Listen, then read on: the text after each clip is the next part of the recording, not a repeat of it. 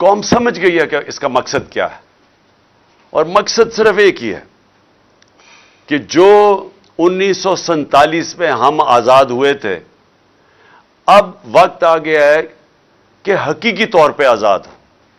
اور پھر سے میں بتا دوں کہ حقیقی طور پہ ایک قوم کیسے آزاد ہوتی ہے۔ سب سے پہلے اس قوم کے فیصلے اس ملک میں ہوتے ہیں۔ کوئی بیرون ملک کی کوئی طاقت، کوئی سپر پاور وہ اس ملک کے فیصلے نہیں کرتی۔ اپنے ملک کے لوگوں کے الیکٹڈ نمائندے ملک کی بہتری کے لیے، عوام کے مفادات کے لیے فیصلے کرتے ہیں۔ اور پھر میں مثال صرف دیتا ہوں کہ اگر ہمیں روس سے سستا تیل ملتا ہے، تو اگر ہندوستان سستا تیل خرید سکتا ہے تو ہمیں بھی اپنے لوگوں کے فائدے کے لیے، جب آپ سستا تیل خریدتے ہیں تو مہنگائی کم ہو جاتی ہے ملک میں۔ تو صرف اس لیے کہ کوئی ناراض نہ ہو جائے، ہم اپنے لوگوں کے اوپر بوجھ ڈالتے ہیں مہنگائی کا، کیونکہ ہمیں خوف ہے کہ کوئی ہمارے سے بڑی پاور ناراض نہ ہو جائے۔ یہ غلامی ہے۔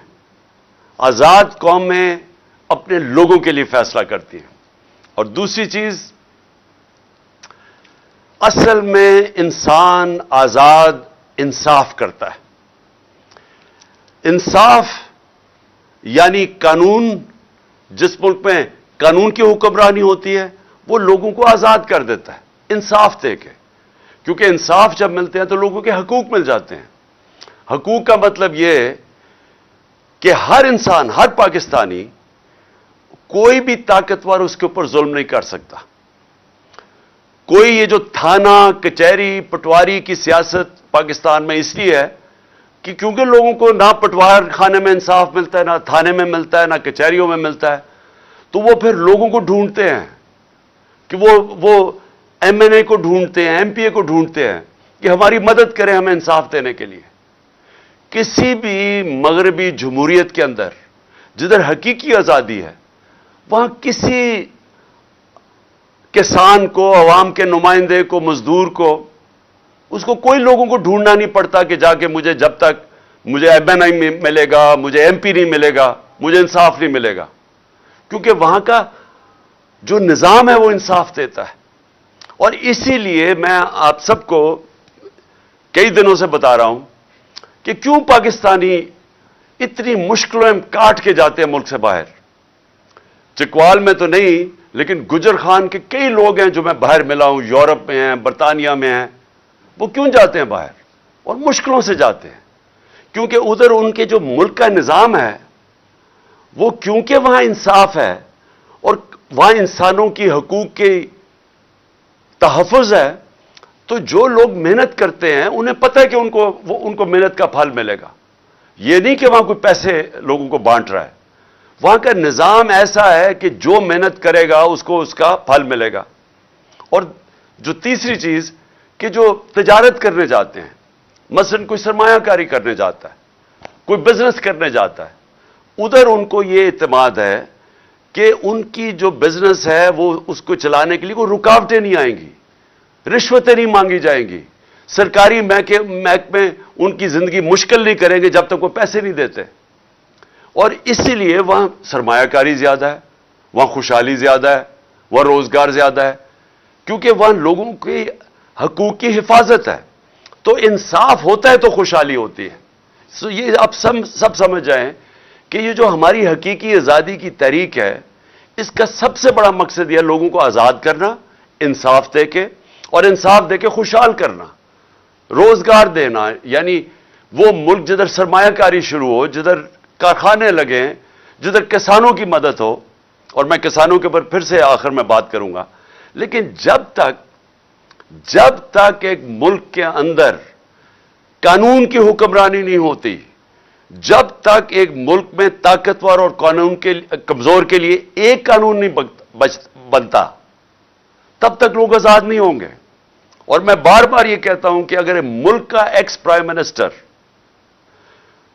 50 سال سے وہ آدمی جس کو یہ قوم سب سے زیادہ جانتی ہے، کسی آدمی کو اس ملک میں 50 سال سے پاکستانی قوم نہیں جانتی میرے علاوہ، کرکٹ کے زمانے سے لوگ مجھے جانتے، اور میں سب سے بڑی پارٹی کا سربراہ ہوں، اگر میں اپنی ایف آئی آر نہیں کٹوا سکتا، اور ایف آئی آر اس لیے نہیں کٹوا سکتا کیونکہ وہ طاقتور لوگوں کے خلاف ہے، اور میری اپنی حکومت ہے پنجاب میں، پولیس پنجاب کی پنجاب حکومت کے نیچے ہے، اس کے باوجود وہ ایف آئی آر نہیں کاٹ رہے، تو میں یہ اس لیے آپ سب کو کہہ رہا ہوں کہ اگر میرے سے یہ ہو سکتا ہے تو عام آدمی سے کیا ہوتا ہوگا؟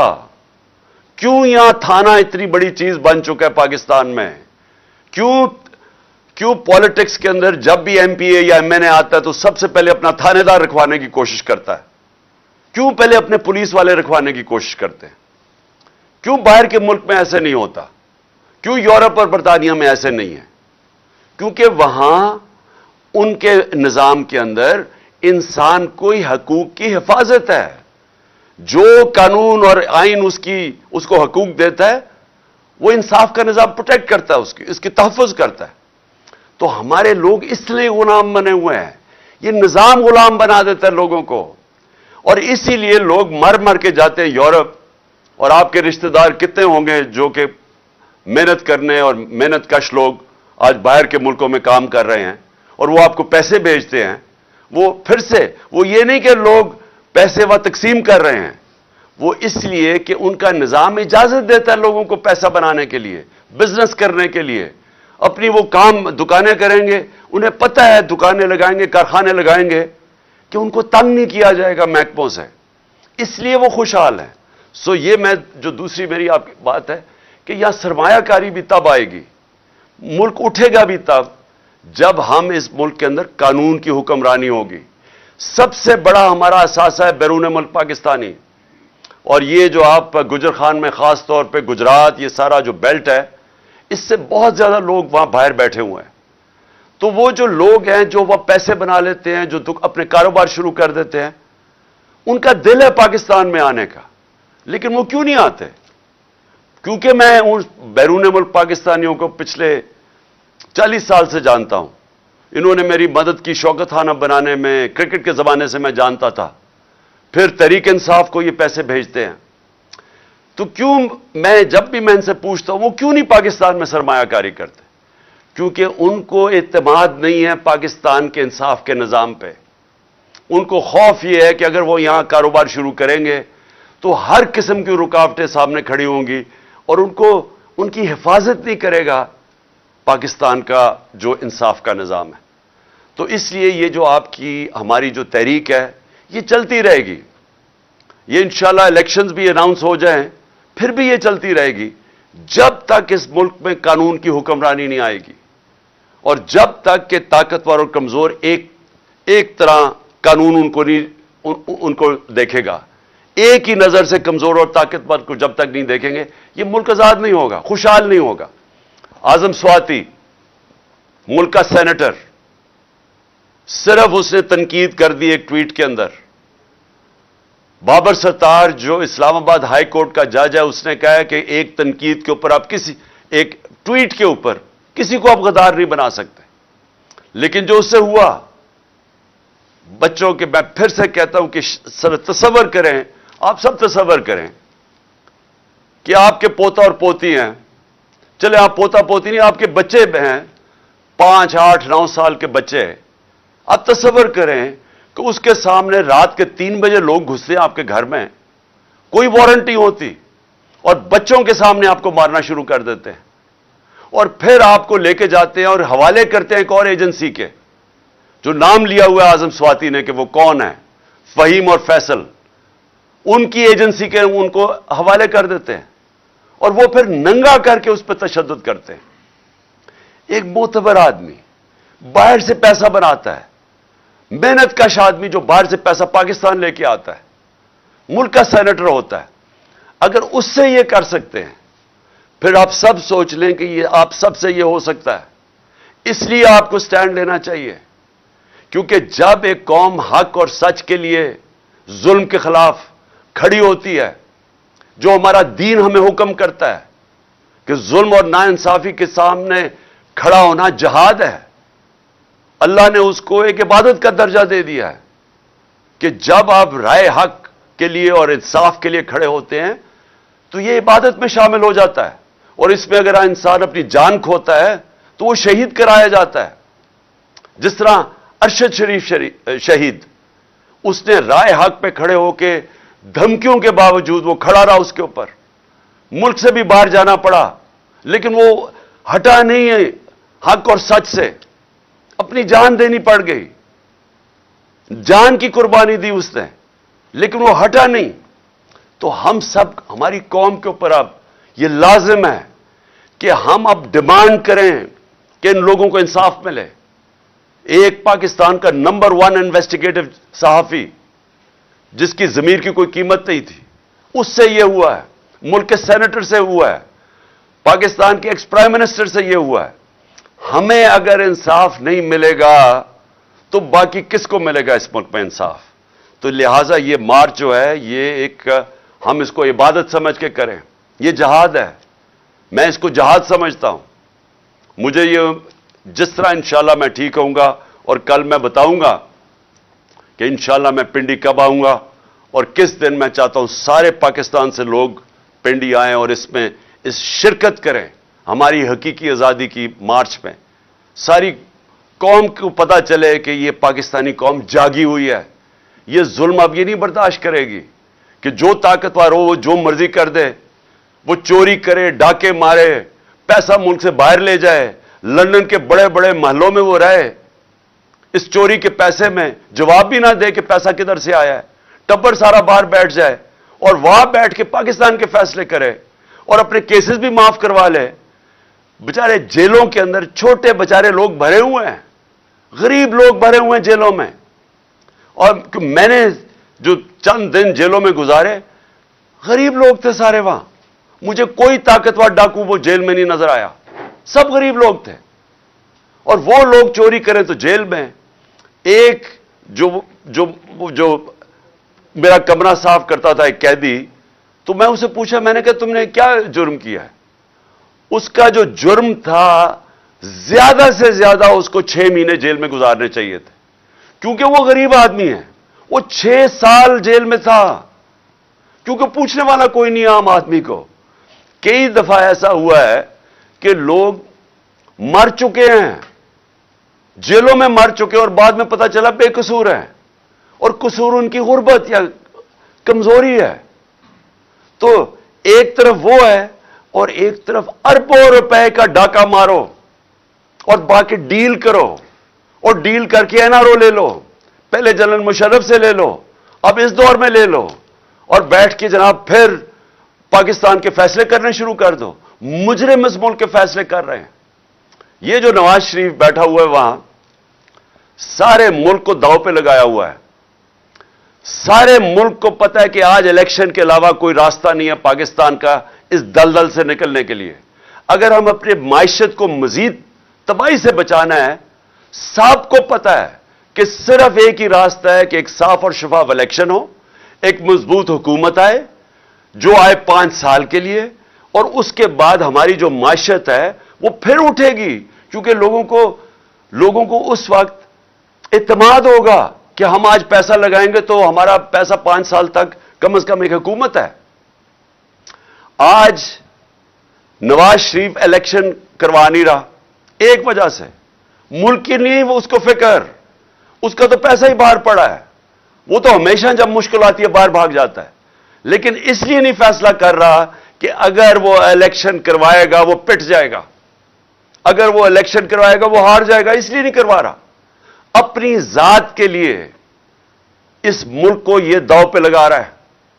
اور اس کو پھر سے میں کہتا ہوں کہ جو آدمی کا جینا مرنا پاکستان میں نہیں ہے، جس کا سارا بچے باہر برطانیہ پاسپورٹ لے کے بیٹھے ہوئے ہیں، وہ بیٹا 10 ارب کے گھر میں رہتا ہے، 4 محلوں کے اندر جو مریم کے نام پہ ہیں، وہ بتا نہیں سکتے پیسہ کدھر سے آیا.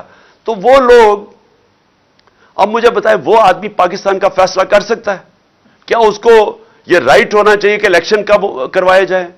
کیا اس کو یہ حق ملنا چاہیے کہ آرمی چیف کو کس کو بننا چاہیے؟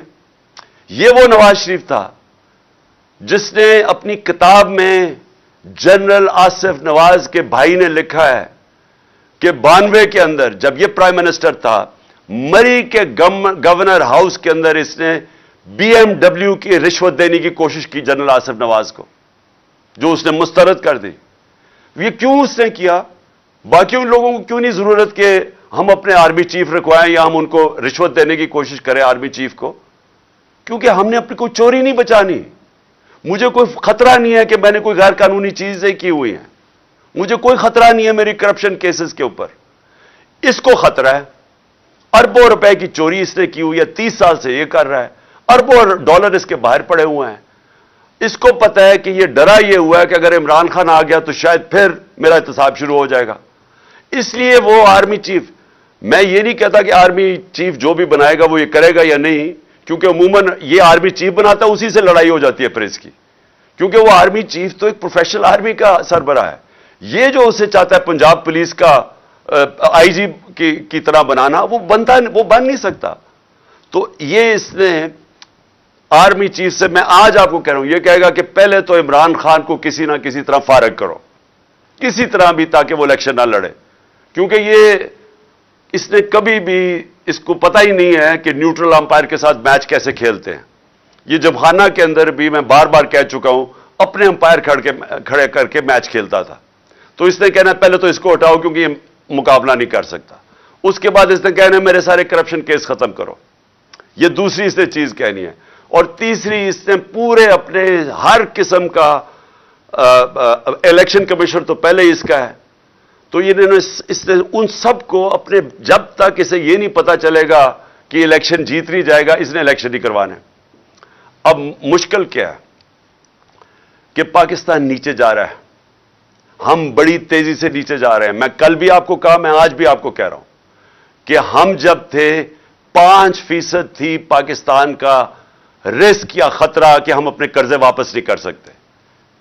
یہ مارچ اپریل میں پاکستان کی جو رسک تھی وہ 5% تھی، کہ صرف 5% چانس تھی کہ پاکستان قرضے واپس نہیں کر سکتا. آج 80% ہے. آج 80% چانس ہے. اور یہ کون فیصلہ کر رہے ہیں؟ باہر کی دنیا فیصلہ کر رہی ہے. یہ باہر کے فائنانس مارکیٹس فیصلہ کر رہی ہیں. یہ ہم نہیں کر رہے. باہر جو فائنانس کی دنیا بیٹھی ہوئی ہے وہ اب یہ کہتی ہے کہ 80% چانس ہے پاکستان قرضے واپس نہیں کر سکتا. یہ سمجھ جائیں کہ اس کا مطلب کیا ہے. اور میں کل بھی بتایا، میں آج بھی بتا رہا ہوں، اس کا مطلب یہ ہے کہ کوئی باہر سے سرمایہ کاری نہیں کرے گا پاکستان میں، کوئی باہر سے انویسٹمنٹ نہیں لے کے آئے گا پاکستان میں، اور کوئی باہر سے کمرشل بینک پاکستان کو قرضے نہیں دے گا. تو کیسے اب پاکستان کا جو ڈالر گیپ ہے، یعنی ہمارے پاس خسارہ ہے بہت بڑا، ہم کیسے یہ پورا کریں گے؟ کیسے اپنی قرضوں کی قسطیں دیں گے؟ اور اگر ہم یہ نہیں دے سکتے تو آگے جو آج حالات ہے نا، آج ان کے دور میں 50 سال میں سب سے زیادہ مہنگائی ہوئی ہے. ہمارے اور ان کے دور میں مہنگائی دگنی ہو گئی ہے. لیکن جو تب، اگر آپ پاکستان خدا نہ خواستہ اپنے قرضے واپس نہ کر سکا، تو وہ یہ آپ سوچ ہی نہیں سکتے کہ یہ کدھر جائے گا، روپیہ کتنا گرے گا، مہنگائی کتنی ہوگی، بے روزگاری کیا ہوگی، پاکستان کے حالات کیا ہوں گے، کیا وہ کوئی کنٹرول بھی کر سکے گا. اور یہ سارے کو، جو بھی اکانومسٹ ہے پاکستان میں، جو ماہرین ہیں معیشت کے، سب کو پتہ ہی ہے. لیکن وہ آدمی جو لندن بیٹھا ہوا ہے وہ نہیں کروائے گا الیکشن، کیونکہ وہ اپنی ذات کے لیے اس کو پڑا ہوا ہے. اور اس لیے میں آج یہ آپ سب کے سامنے یہ آج کہنا چاہتا ہوں کہ ہمارے ملک، یہ جو ہماری مارچ ہے، یہ الیکشن اس لیے چاہ رہی ہے کہ یہ آدمی جس کا کوئی سٹیک پاکستان میں نہیں ہے، یہ اس ملک کو تباہی کی طرف لے کے جا رہا ہے اپنی ذات کے لیے. اور اسی لیے بہت ضروری ہے کہ جب میں انشاءاللہ کل کے دن، میں آپ کو دن بتاؤں گا کس دن آپ نے پنڈی پہنچنا ہے. میں سمجھتا ہوں سارے پاکستانیوں کو اس طرف آنا چاہیے. اور میں ایک اور چیز پہ آج بات کرنا چاہتا تھا. 6 ہمارے پولیس والے کل شہید ہوئے ہیں دہشت گردی میں. اور ہم دیکھ رہے ہیں کہ جب سے یہ حکومت آئی ہے دہشت گردی بڑھنی شروع ہو گئی ہے. ہم یہ دیکھ رہے ہیں کہ افغانستان میں جب وہ حکومت آئی ہے، ہمارے زمانے میں تو وہ حکومت تھی افغانستان میں جو کہ ہمارے خلاف تھی، پرو ہندوستان تھی. آج وہ حکومت آئی ہے طالبان کی جو کہ پاکستان کے خلاف نہیں ہے، اور ان سے ہمارے تعلقات اچھے ہو سکتے ہیں کہ ہم جو پہلے افغانستان سے دہشت گردی آتی تھی، اس حکومت کے ہوتے ہوئے ہمیں اصولاً تو ہمیں اب افغانستان سے دہشت گردی آنی نہیں چاہیے، لیکن ہوا کیا ہے؟ جب سے یہ آئے ہیں پاکستان، پہلے تو سوات کے اندر ہم نے دیکھا کہ وہاں ایک پبلک سڑکوں پہ نکلائی، ان کو خوف آنا شروع ہو گیا کہ پھر وہ پرانے زمانے کی طرح وہاں حالات بگڑ رہے ہیں، اور پھر ہم دیکھنا شروع ہو گئے کہ دہشت گردی بڑھنی شروع ہو گئی ہے۔ اور اس حکومت کو پاس یہ سوچ ہی نہیں ہے، ان کے پاس ٹائم ہی نہیں ہے ان چیزوں کا سوچنا، نہ یہ معیشت کو سوچ سکتے ہیں، وہ تباہ ہو رہی ہے، نہ یہ سوچ سکتے ہیں کہ ملک کی سیکیورٹی کو کیا کرنا ہے، نہ ان کی فورن پالیسی کا پتہ ہے کیا کرنا ہے، صرف مقصد ہے کہ ہمارے کرپشن کیسز ختم ہو اور کسی طرح تحریک انصاف کو ختم کیا جائے، یہ صرف ان کی پرائیورٹی ہے۔ تو آج یہ لمحہ فکر ہے ہم سب کے لیے، اور خاص طور پہ پختونخوا جدھر انہوں نے لوگوں نے بڑی قربانی دی، یہ جو ساری امریکہ کی جنگ میں ہم جب شامل ہوئے، سب سے تباہی قبائلی علاقے میں آئی۔ تو آج ہم سب کو سوچنا چاہیے کہ یہ جو بڑھتی جا رہی ہے چیز، اس کے اوپر یہ گورنمنٹ کیا کر رہی ہے، اور یہ بھی ایک وجہ ہے کہ جلدی سے یہ ان کو جانا چاہیے اور الیکشن ہونا چاہیے، تاکہ ابھی سے ہم اس کے اوپر کنٹرول کریں کہ یہ اور ہی ہمارے ہاتھ سے نہ نکل جائے۔ اور میں صرف ایک اپنے کسانوں کی طرف سے، کیونکہ اس وقت جو کسانوں کا حال ہو رہا ہے اور جو ہونے جا رہا ہے، میں نے کل بھی اس کے اوپر بات کی تھی کہ جس طرح کے حالات کسانوں کے لیے ہیں، مجھے خوف ہی آ رہا ہے کہ ہمارا تو جو 19% جی ڈی پی ہے وہ کسانوں کی طرف، یعنی زراعت سے آتا ہے۔ ہمارے 2.5 کروڑ لوگ زراعت کے اندر ان کو روزگار ملا ہوا ہے۔ تو جب ہمارے دور میں 2600 ارب روپیہ 2600 ارب روپیہ ہمارے دور میں، کیونکہ قیمتیں کسانوں کو اچھی ملی تھی، وہ کسانوں کے ہاتھوں میں آیا تھا، جس کی وجہ سے ریکارڈ ٹریکٹر بکے، ریکارڈ موٹر سائیکل بکے، جس کی وجہ سے ایک پوری ملک کی اکانومی اٹھی، 4 فصلیں ریکارڈ ہوئی۔ وہ کیوں ہوئی؟ میں ذرا صرف آپ کو بتا دوں کہ کیوں یہ کسانوں کے اتنے اچھے حالات تھے۔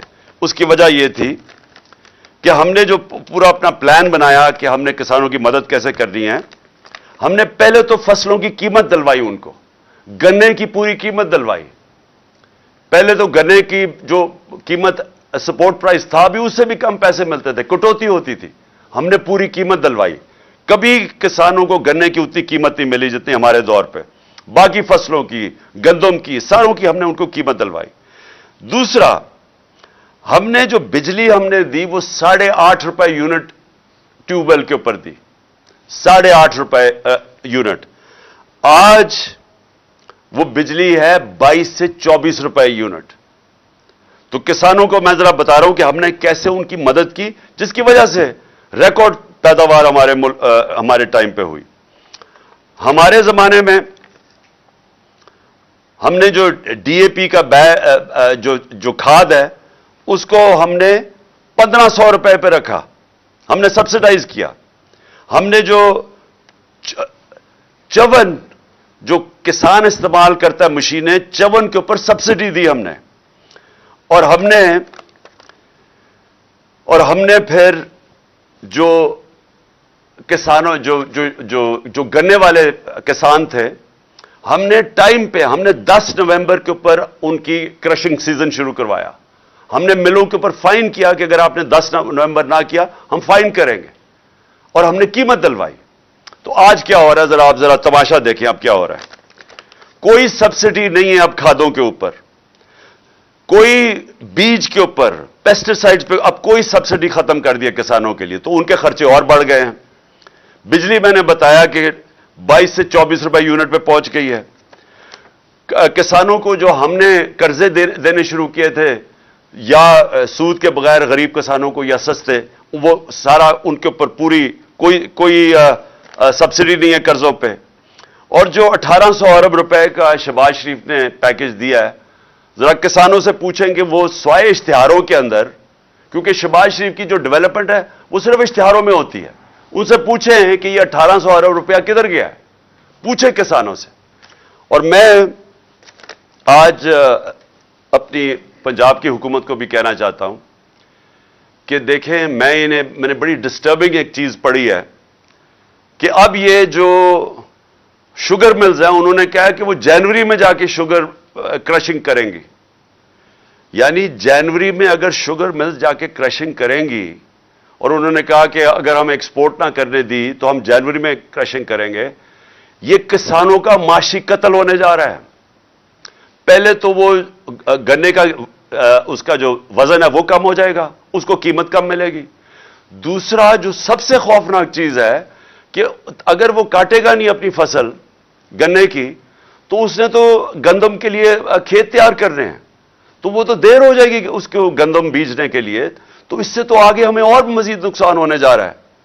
آگے ہی ہماری گندم کا تقریباً 20 لاکھ ٹن کم ہے, تو یہ تو اور مزید نقصان ہوگا. تو میں کہوں گا پنجاب کی گورنمنٹ کو اور باقی فیڈرل گورنمنٹ کو بھی کہ فوری طور پہ سپورٹ پرائس اناؤنس کریں گنے کا اور فوری طور پہ کرشنگ شروع کریں. ہماری کرشنگ شروع ہو گئی تھی جب ہماری گورنمنٹ تھی 10 تک. آخر میں آپ کو صرف یہ بات کہنا چاہتا ہوں کہ میں اپنا پرسوں انشاءاللہ میں کل اناؤنس کروں گا میں اپنی لانگ مارچ کس دن پہنچے گی اسلام آباد. میں وہ کل دن اناؤنس کروں گا. میں نے اپنے ڈاکٹر سے بھی کل میری ملاقات ہے, وہ بھی میری ٹانگ دیکھ لیں گے. اس کے مطابق میں انشاءاللہ کوئی اگلے ہفتے کا دن دوں گا آپ کو. میں پھر ساروں کو کہنا چاہتا ہوں کہ ہماری جو حقیقی آزادی کی جو جہاد ہے, میں ساری قوم کو کہنا چاہتا ہوں کہ اس پہ شرکت کریں. میں صرف ایک چیز سے ختم کرتا ہوں کہ یہ اس طرح کے آج حالات میں نے مارشل لاء مشرف کے مارشل لاء میں نہیں دیکھے. خاص طور پہ جو صحافیوں کے اوپر پریشر ہے, جو میرے اوپر FIR, ہمارے لوگوں پہ, یہ کبھی ایسے نہیں تھا. یہ صرف ڈرانے دھمکانے کے لیے. میں آج بولڈ ٹی وی والے شعیب شیخ کو, انہوں نے اس کی زندگی کو خطرہ اب ہو گیا ہے. پہلے اس کو تھا ارشد شریف کو, آج شعیب شیخ کا مجھے پیغام آیا ہے اس کو دھمکیاں دے رہے ہیں کہ اس کو ماریں گے. اس صرف کہ بولڈ ٹی وی ہمیں اٹھا رہا ہے. میں جو بھی آج اقتدار میں بیٹھے ہوئے ہیں اور جو ہینڈلرز ہیں ان کے, میں آپ سب کو پیغام دینا چاہتا ہوں کہ یہ پاکستانی قوم ہے, انسان ہے, بھیڑ بکریاں نہیں ہیں کہ ہمیں ڈرا دھمکا کہ آپ جدھر مرضی چاہے موڑ دیں. یہ قوم پیچھے نہیں ہٹے گی. آپ فیصلہ صرف یہ کرنا ہے کہ تبدیلی پرامن آئے گی یا پھر وہ جو تباہی والی تبدیلی ہوتی ہے جو سب کے ہاتھ سے نکل جاتی ہے, یہ وہ آئے گی. لیکن تبدیلیوں کو اب کوئی نہیں روک سکتا. پاکستان زندہ باد.